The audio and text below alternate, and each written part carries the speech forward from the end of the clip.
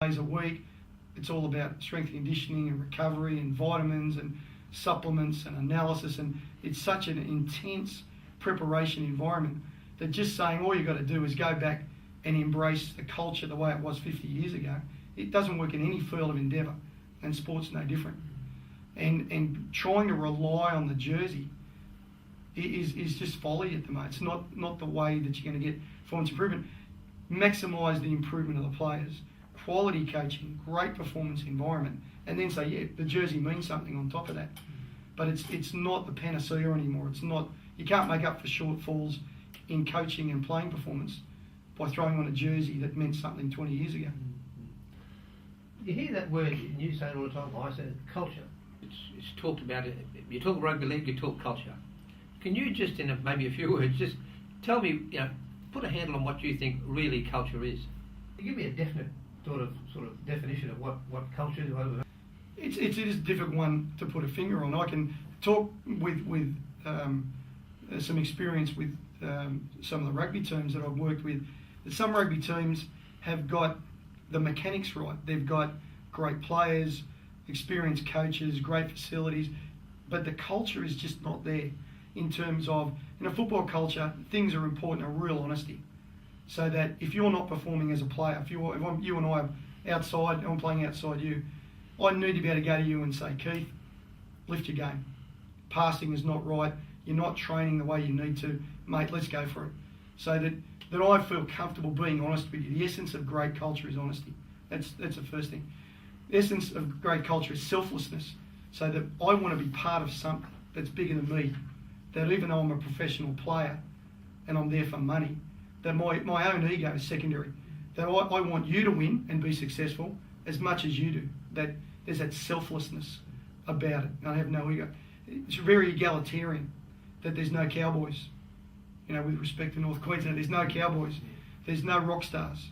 That the superstar wallaby, the superstar kangaroo carries bags, packs ice, picks up dirty towels, the same way that the rookie has to do it. There's an egalitarian environment. There's no elitist. When you see the cultures that really work and have sustained success, the Brumbies is a good example where I work at the moment. The Brumbies have got a culture that you would die for. Players live for each other. Every week there's a tradition where a player will hand out the jerseys to the team. It brings tears to your eyes because of the honesty and the emotion and the selflessness and the genuine caring between the player group. Now this year they don't have the playing personnel that they had last year. They've lost 400 test matches of experience, but the culture sustains their competitiveness. And we were saying before about looking at what happens in the downtimes and when teams are struggling. You can lose some players, but if you've got a culture that really is honest, embraces selflessness, where players really care about what's happening and really care about each other as a group, they can still be competitive. And you can see that over the years of the teams who've tried, as we've known, teams in all codes have tried to buy premierships and failed, repeatedly failed, just bringing in the best players under the best coach. It should work. Logically, it says if you bring in the best players with the best coaches, with the best facilities, you should be unbeatable. But if you haven't got that heart and you haven't got that culture, that real honesty and that selflessness, they're just a bunch of players running around the same jersey. They're not a real team. Yeah. Have the clubs got to come to terms with sometimes when they're not having such a great run and they know they've got to change the culture, and they bring a guy and he says, look, I'm going to change the culture around here because that's the first thing we've got to do. Have they got to accept that and say, okay, that's going to make a difference, so let's do it? Because some clubs have got deep cultures and they change it. And they've got to give the young coaches time. When I look at John Cartwright of the Titans and Jason Taylor, some of the young coaches that have been around, the best thing we can do for them is give them some time. Because culture is very, very hard to change because the culture is so much about the club and the team. And some of those foundation clubs, South Sydney, and some of those clubs that have been around for a long time, that culture is the lifeblood of the district, and it's very difficult to change. And how do the balance that they've got to do, the balancing act they've got, is how do they introduce some new ideas? How do they really kickstart it, but show respect and embrace the things in the culture that are working well? That's a critical thing. And you always get resistance. The deeper the culture, the harder it is to change. I worked last year for one of the Melbourne AFL clubs, and one of the coach I was working with at the time said, the most difficult thing is that when I want to make a change, I hear the line, that's not the way we do it here. But they haven't won a premiership for 40 years. So if the way that they want to do it is not win a premiership, well, yeah, let's keep doing it. But they've specifically got him in to win a premiership.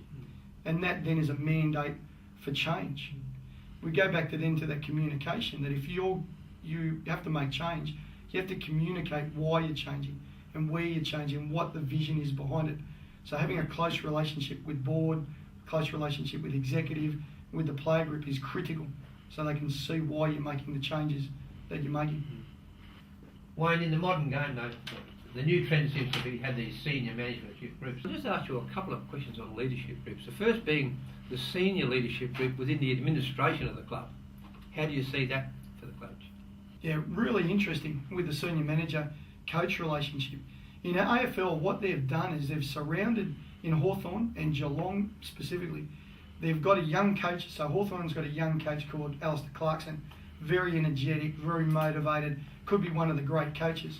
And what they've done is they've put a former senior coach, Chris Fagan, with him as a mentor and as a guide and someone who can balance out his skill set. Now over at Geelong, who are the premiership winners from last year and the trendsetters for this year, that they had a young coach similar to Clarkson, motivated, driven, energetic, and they recruited the football operations manager from Collingwood, Neil Baum, who was an older head, smart guy, politically savvy, very experienced, could deal with media, again for that complementary skill set.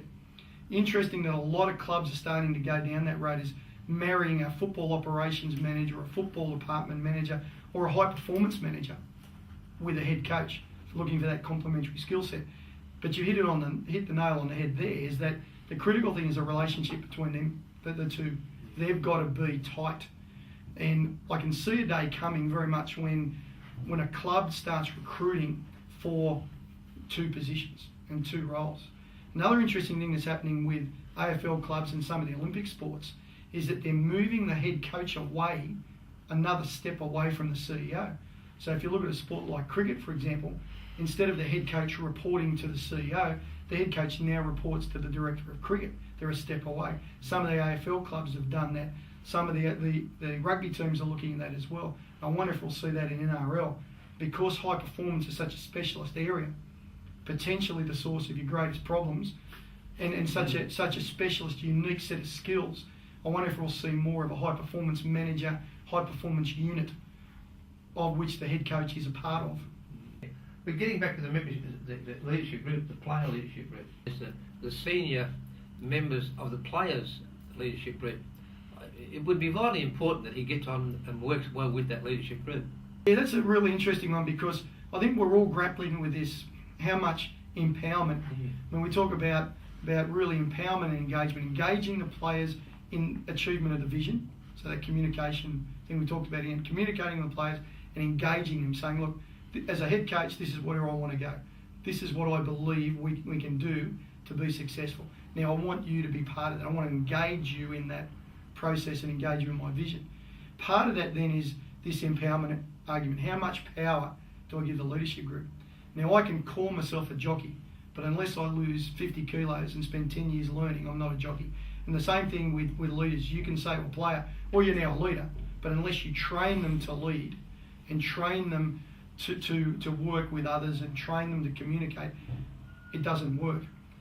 Another big question that you have to come to terms with as a coach or as an organisation is how much engagement, how much empowerment do you give? If you stand too far back as a head coach and say to the players, well, you run it, you run the risk of being a bit alienated from the player group. And I've seen this in several clubs where the coaches stood back and said, well, guys, it's all yours, your baby, you drive it. Some of the players then ask, well, what the hell is the head coach doing? What do they actually, where are they adding value? So I'm a strong believer in the coach. Head coach might believe in empowerment, but they've still got to have their mark on the game. They've still got to have the standards that they want